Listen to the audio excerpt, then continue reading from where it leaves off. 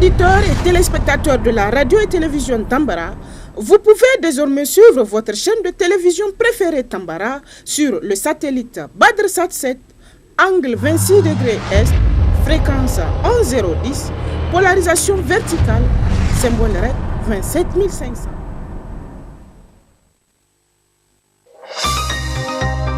Suivez le journal avec STM Transport Voyageurs, une nouvelle façon de voyager.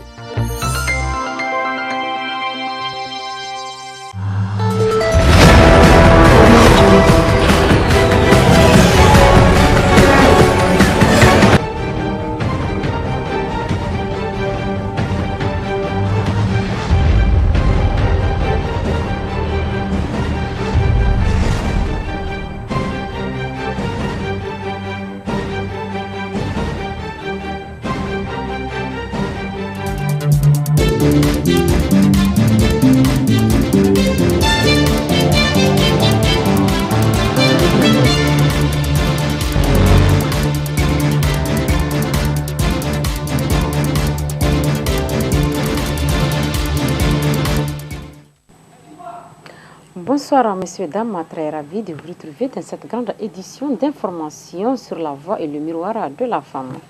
Dans le cadre des préparatifs de la Umrah Ramadan et du Hajj 2025, les encadreurs de l'agence de voyage Badr et ceux de la DB Transport ont effectué une rencontre d'échange afin de renforcer leur partenariat. Pour plus de précisions, nous vous invitons de suivre le directeur général de Badr Travel.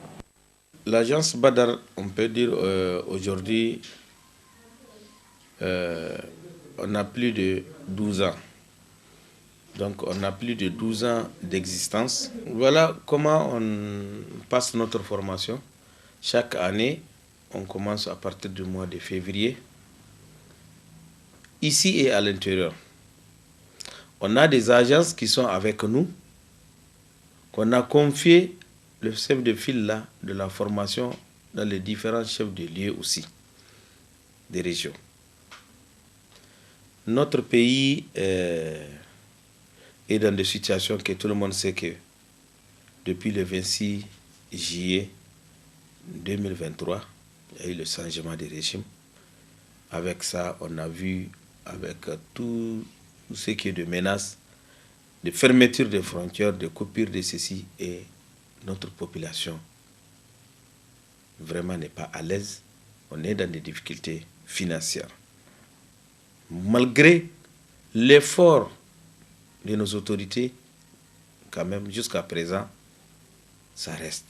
Parce qu'on a vu cette position des autres pays pour essayer de ralentir le Niger coûte que coûte.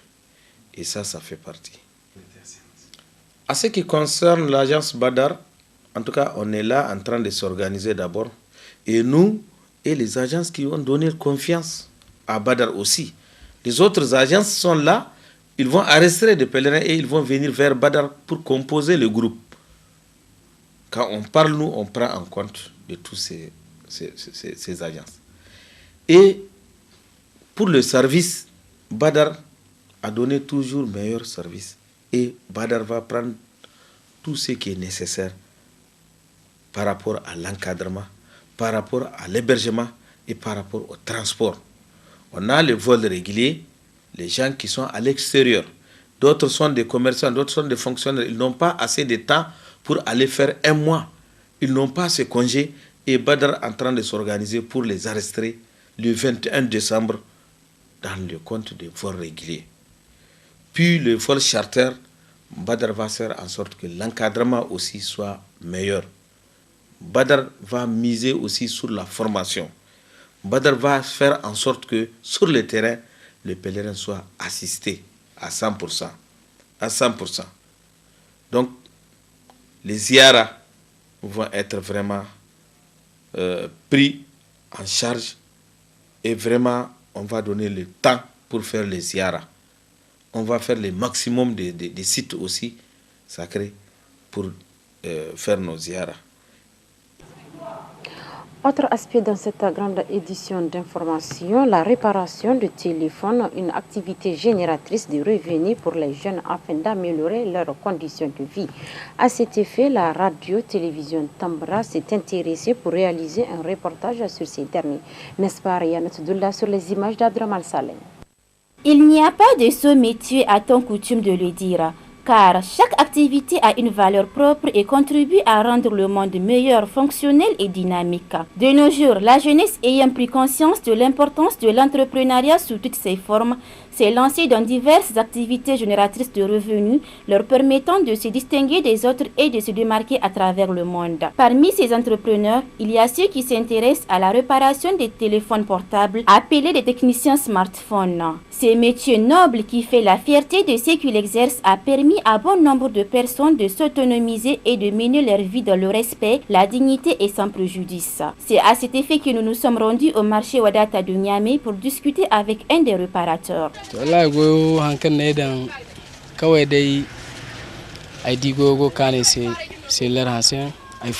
Je suis un réparateur de téléphones de tout genre. Ça me fait 17 ans que j'exerce ce métier. J'ai fréquenté l'école coranique, en même temps l'école française, et j'ai obtenu des diplômes techniques et professionnels. Vu que mes diplômes ne me rapportaient rien, étant passionné des téléphones smartphones, j'ai fait de ce métier mon gagne-pain, afin de ne dépendre de personne. Et par la grâce du Tout-Puissant, j'arrive à subvenir à mes besoins car j'ai 2 femmes et 5 enfants. J'aide également ma famille qui se trouve au village. Tout ce que vous constatez dans cette boutique, je l'ai acquis grâce à la réparation des téléphones. C'est pourquoi je lance un appel à l'endroit de la jeunesse dormante de se réveiller. Car quand vous demandez à quelqu'un de vous nourrir, vous lui demandez en même temps la possibilité de vous affamer. Quant aux obstacles, il n'en manque pas. Mais notre grand problème, ce sont les revendeurs des écrans. Ils achètent moins cher et nous vendent très cher. En dehors de cela, nous tombons aussi sur des écrans brisés et la perte nous revient. Car les revendeurs ne perdent jamais et les propriétaires également. À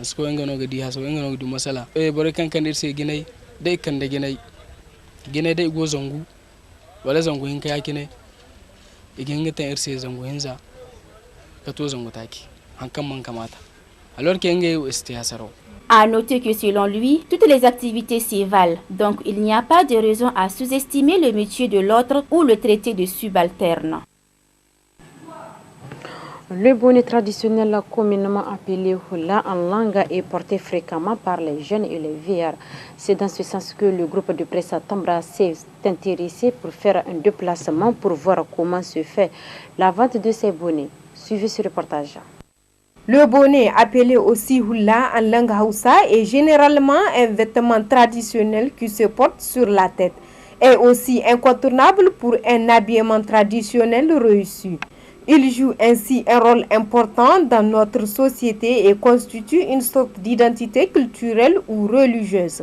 L'on constate depuis quelques années que le port du bonnet a pris une place importante dans l'habillement des vieillards et jeunes nigériens, contrairement aux années antérieures. Ainsi, dans certaines sociétés, le port du bonnet est considéré comme un signe d'honneur et de responsabilité, tandis que chez d'autres, le bonnet est porté uniquement pour la beauté ou pour cacher les chauves ou les cheveux blancs. Cet article qui nous provient des pays comme le Nigeria, le Maroc et autres est aussi fabriqué ici au Niger à un prix qui varie de 1000 francs voire 50 000 ou plus selon la qualité. Visiblement, le bonnet porté par nos ancêtres est aussi un patrimoine culturel, donc il est important que les jeunes multiplient le port du bonnet pour donner un signe de respect et d'identité en tant que Nigériens musulmans, afin de contribuer à sauvegarder cet élément de notre patrimoine vestimentaire pour les générations futures.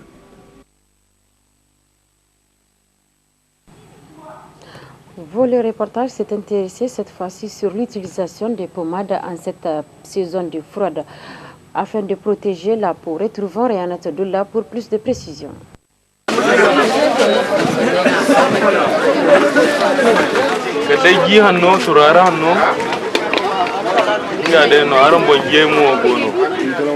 Qui dit froid, dit main gercée, lèvres sèches, talons fendillés, toute la peau s'irrite. Et cela est dû aux températures très froides et au manque d'humidité pendant l'hiver. Pour se prémunir et préserver sa peau contre l'irritation, il est primordial d'opter pour l'utilisation efficace des pommades qui sont des substances appliquées sur la peau pour apaiser ou guérir certains problèmes cutanés. L'application doit être faite d'une manière régulière et continue durant la fraîcheur sur tout le corps et surtout pour les couches les plus vulnérables qui sont les enfants qui ont une peau très sensible. Il existe diverses variétés de pommades dont le choix dépend du goût de l'intéressé et le prix varie selon la qualité et la quantité. À noter que bien que les pommades adoucissent et guérissent certaines maladies cutanées, d'autres peuvent cependant avoir des conséquences néfastes sur la peau.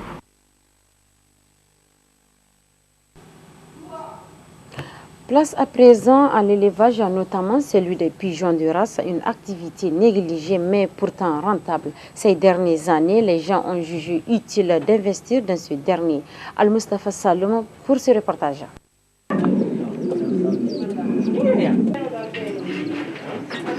D'après les études, le Niger est considéré comme un pays à vocation d'élevage, mais ce secteur reste relativement faible en termes d'apport par rapport à son potentiel, car en dépit de tous les programmes et politiques mis en œuvre, ce dernier produit un faible rendement. C'est pourtant une activité, comme toutes les autres, exercée par passion ou habit lucratif. En dehors de l'élevage de la volaille, de la cuniculture et la pisciculture, une autre forme d'élevage vient s'aligner. Il s'agit de l'élevage des pigeons de race, communément appelés colombiculture.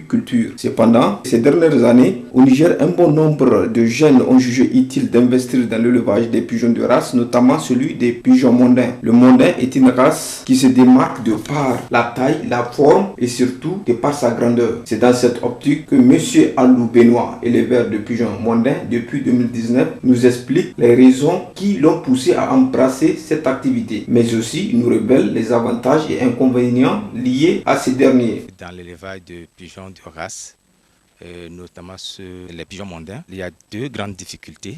La première, ce sont des maladies qui affectent les sujets. Le deuxième plus grand problème, c'est le vol. Il y a des gens mal intentionnés qui se permettent de vous les voler si vous ne prenez pas les mesures. J'en ai payé les frais et j'ai été victime de vol. Mais après, j'ai pris certaines mesures pour la sécurité des pigeons. D'abord, mes pigeons ne sortent pas. De deux, j'ai quelques chiens de garde qui me permettent de garder mes pigeons en toute sécurité. D'abord, je les trouve très beaux parce que je les ai rencontrés en rendant visite à un ami. C'était ma première fois de les voir en 2019. J'ai dit waouh, il y a vraiment des pigeons comme ça parce que, étant un Africain, on n'a connu que ces petits pigeons locaux.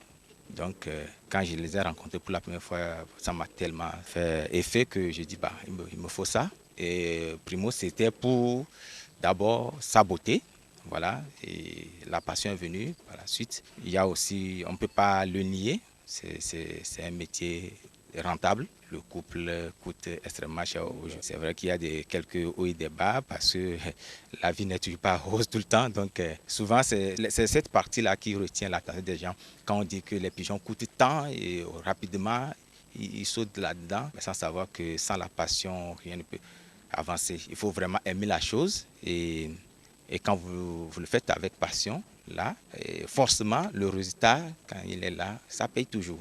Mais quand vous rentrez dans un truc, en ayant déjà en tête l'argent, des trucs, je pense que vous avez déjà échoué même avant de commencer. L'élevage des pigeons de race, en particulier les pigeons mondains, permet à certains de subvenir à leurs besoins et aussi de lutter contre le chômage. En un mot, l'élevage des mondains nourrit son homme. Comme disait l'autre, rien de grand ne s'est accompli dans ce monde sans passion. C'est ici que se referme ce 20h15 sur la voix et le miroir de la femme. Restez toujours accompagnés de nos programmes. Bonne soirée.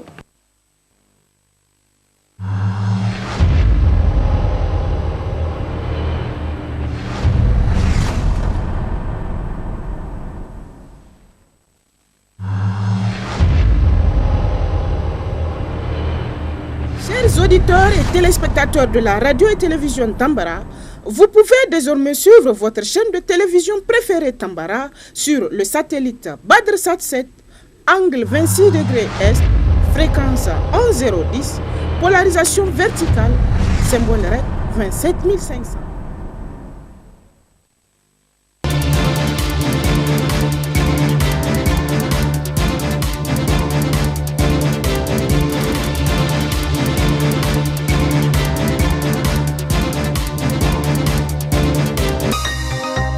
Ce journal vous a été présenté par STM Transport Voyageurs.